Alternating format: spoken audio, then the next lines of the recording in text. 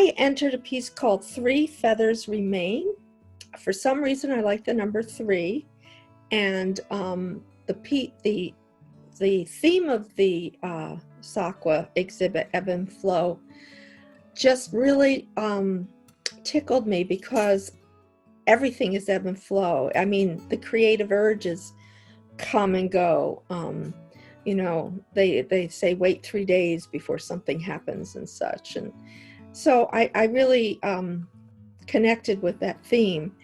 So Three Feathers Remain, we have the 3 and then feathers remain, meaning that after like the dust or the passion of creating, you know, the feathers kind of flicker down and everything settles, and that's that ebb and flow. I really like making art with photography. So my medium is fiber, but I've always liked photography. So when the digital revolution happened, I was able to incorporate photography in a more direct way. Another thing that I've been doing more and more lately meaning the last 5 years or so, is combining photos in more of these apps and coming up with unusual combinations of colors or textures. And this is what I did with Three Feathers Remain. I start with a plan and I evolve.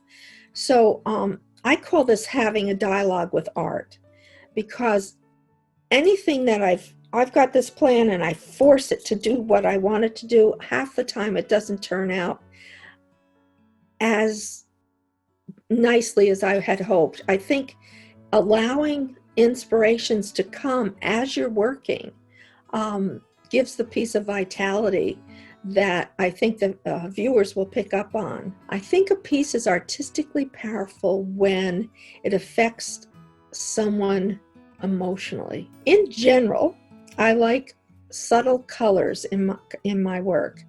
I like colors that say, are you green? Are you gray? Perhaps you're a little teal, you know? And so my work doesn't shout in general.